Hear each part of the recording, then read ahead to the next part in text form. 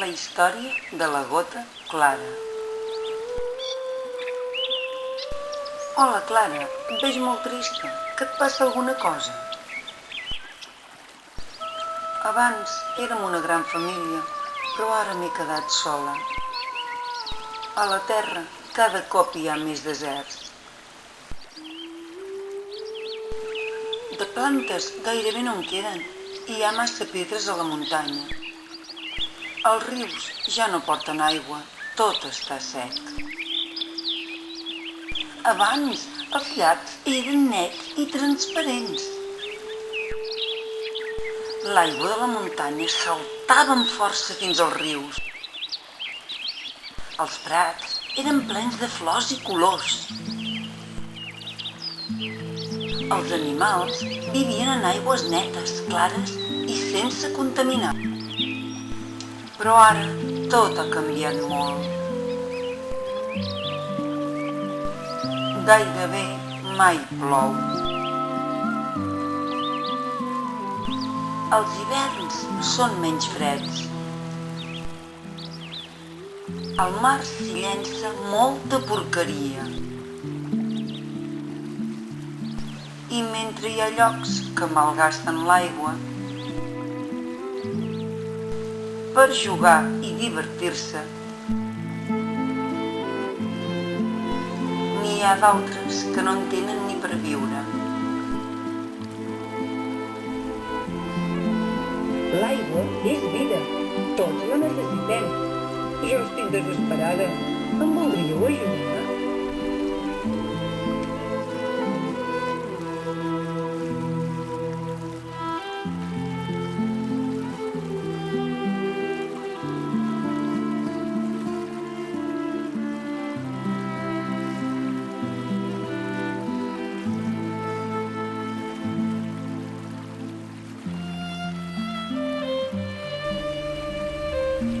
Bé, doncs, si de veritat em vols ajudar, escolta aquest conte amb atenció.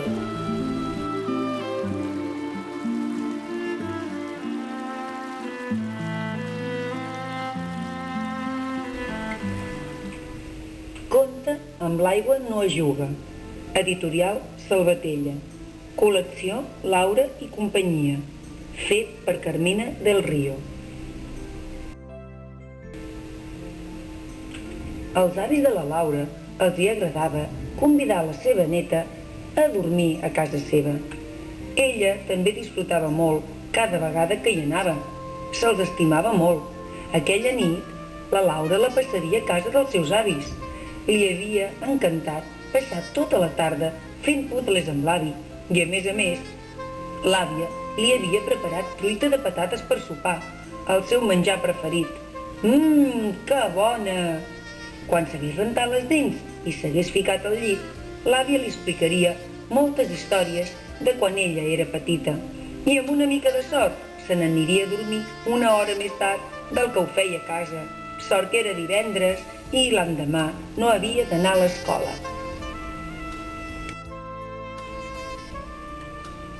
Laura, tanca l'aixeta, noia. No has sentit el que deien avui les notícies? Va dir l'àvia, una mica amoïnada. No s'ha de malgastar l'aigua. Gairebé no plou i les reserves s'estan acabant. No passa res, àvia, si jo només trigo 4 minuts. Com que no? Vols fer un experiment?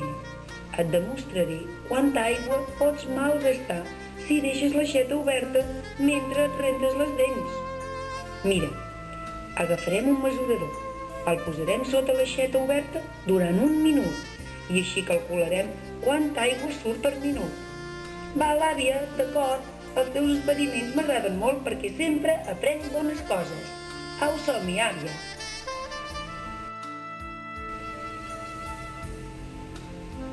«8 litres!», va cridar la Laura. «És impressionant!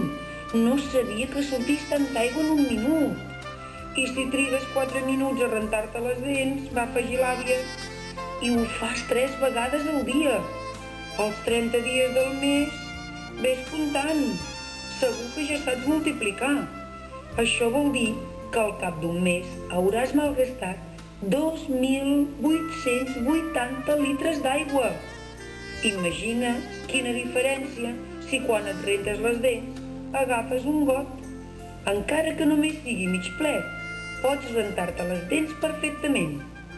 Si tots fem un petit esforç, podem estalviar molta quantitat d'aigua.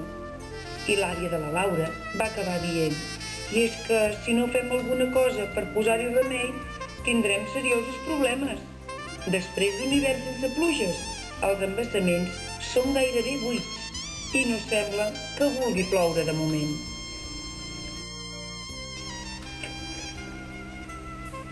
L'àvia se'n va anar a portar el mesurador a la cuina. Quan va tornar, va trobar la Laura ballant amb el seu avi.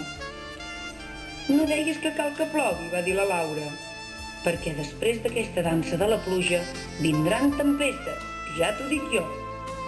«Josep Maria, ets més nen que la Laura», va somriure l'àvia. «Bé, almenys no intentarem cantar òpera, perquè d'això no en sabem gaire. Però preneu-vos-ho seriosament, si us plau, perquè igual així plou».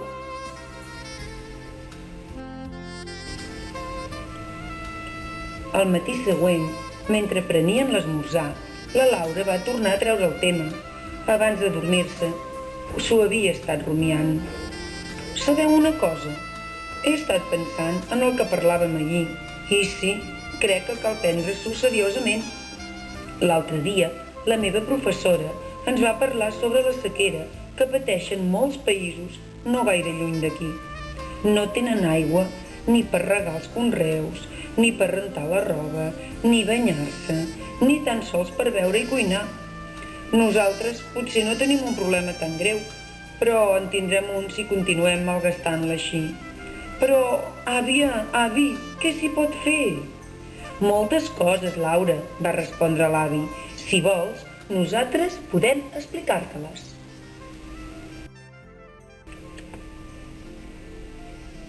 Quan van acabar d'esmorzar, l'avi va donar a la Laura el primer consell.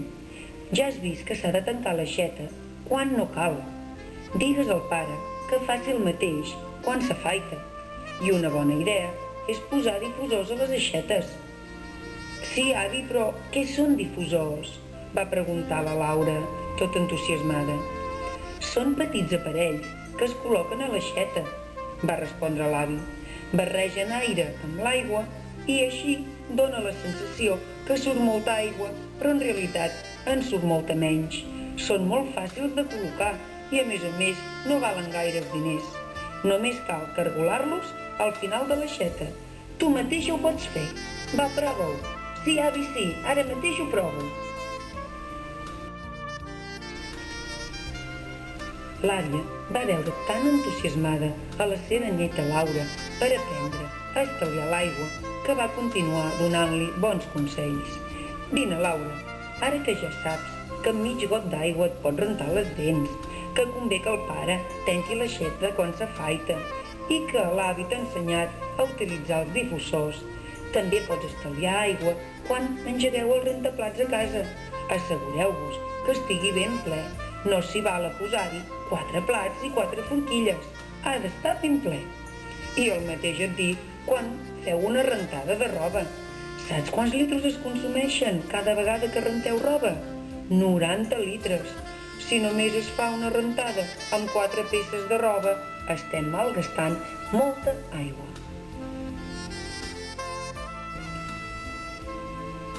L'avi estava escoltant atentament els bons consells que l'àvia li donava a la Laura i va dir: «Mira, jo te n'explicaré un altre.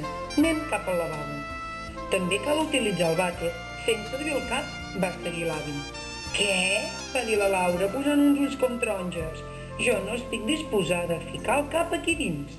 «No», va riure l'avi, «em refereixo que no s'ha d'utilitzar com a paperera, perquè de vegades, segur que tu ho has fet alguna vegada, i llancem els paperets d'una tirita, els cabells que cauen, un tros de paper que ens hem mocat, i per això estem llançant molts litres d'aigua, jajant les papereres per posar-hi tot això. T'ensenyaré un bon truc. Aixeques la tapa de la cisterna, que és aquest dipòsit que hi ha darrere del vàter, i poses un parell d'ampolles d'aigua plenes. i després tornes a posar la tapa al seu lloc. Amb això estalviaràs molta aigua, perquè quan es vulgui emplenar, com que hi haurà les ampolles, l'espai que ocupen les ampolles no s'hi podrà posar més aigua i estalviaràs moltíssima aigua. Oh, avi, quantes coses que saps! Això nosaltres no ho fem mai. També ho explicaré als pares. Gràcies, avi. L'àvia tenia un jardí preciós, ple de flors, el més maco de totes les cases del voltant, i no us penseu que l'àvia malgastava l'aigua. Ella sabia lo important que era. I li va dir a la Laura: vine, que ara t'ensenyaré què podem fer en el jardí per estalviar també aigua. Primer haurem d'escollir plantes boniques que no consumeixin gaire aigua. N'hi ha moltes. També és bo regar a primera hora del matí o al vespre, perquè així l'aigua, com que no fa calor, no s'evapora tant. I una cosa realment magnífica és instal·lar un sistema de degoteig. La Laura se la va mirar amb ulls estranyada. Àvia, què és un sistema de degoteig? Són unes mangueres amagades a terra que porten uns foradets molt petitets i deixen caure aigua allà on ho necessita la planta i molt a poc, gota a gota, perquè no se'n perdi gens.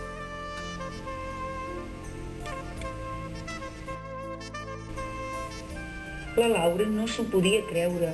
Li agradava molt anar a casa dels avis, però mai s'hagués pensat que aquell dia hagués après tantes i tantes coses. Ella l'aigua realment la malgastava una mica. Tot això no ho feia. I a partir d'aquell moment ho explicaria a tothom, que n'és d'important tenir aigua. L'àvia li va dir: mira, Laura, encara t'ensenyaré més maneres d'estalviar-la. Apa, som-hi, anem cap a la cuina. Quan van arribar a la cuina, l'àvia necessitava aigua calenta per fer el dinar. Mira, quan obres l'aixeta i t'has d'esperar uns quants minuts fins que l'aigua surti calenta, estem llançant moltíssima aigua. Si poses una galleda a sota i la reculls, després la podràs fer servir per fregar el terra de la cuina, per exemple, i així no n'haurem llançat gens.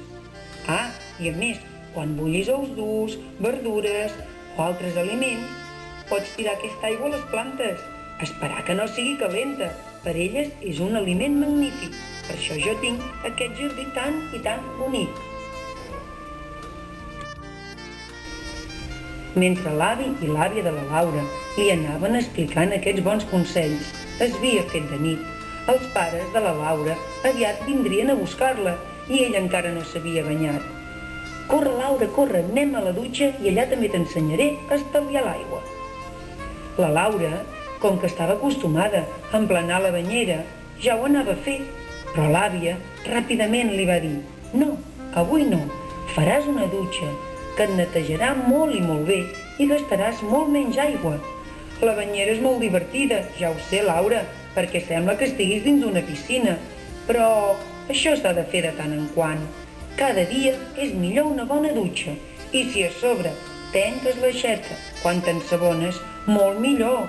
I si aquesta dutxa, en comptes de durar 4 o 5 minuts, en dura 2 o 3, encara hauràs estalviat més aigua.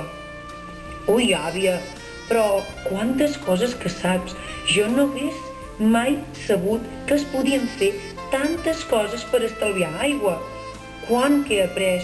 I això, si ho faig jo a casa, i ho fa la meva amiga, i el meu veí, i ho fa tota la ciutat, i ho fa tothom, cada dia podem estalviar molts i molts litres d'aigua.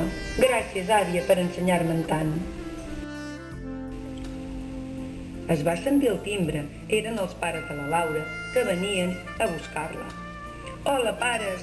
Estic molt contenta. Avui els avis m'han ensenyat un piló de coses per aprendre a estalviar l'aigua.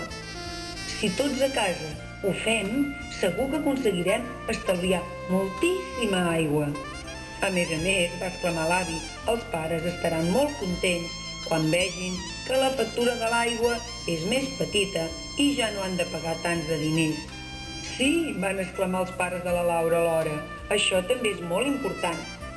Penso posar en pràctica tot el que m'heu explicat i ho explicaré als meus amics.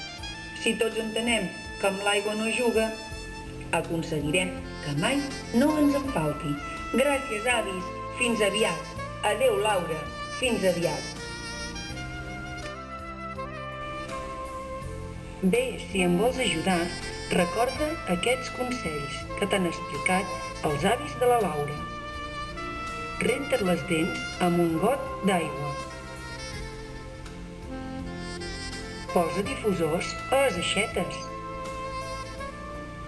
Renta els plats i la roba quan la rentadora estigui ben plena. No llencis escombraries al vàter. Rega el jardí al matí o al vespre. Si necessites aigua calenta, aprofita la freda recollint-la en una galleda. I no et banyis, fes una dutxa ràpida. Bé, doncs, us ha agradat el conte de la Laura?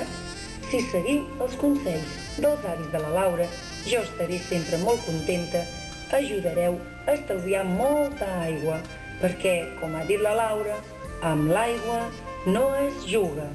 Adéu, fins aviat!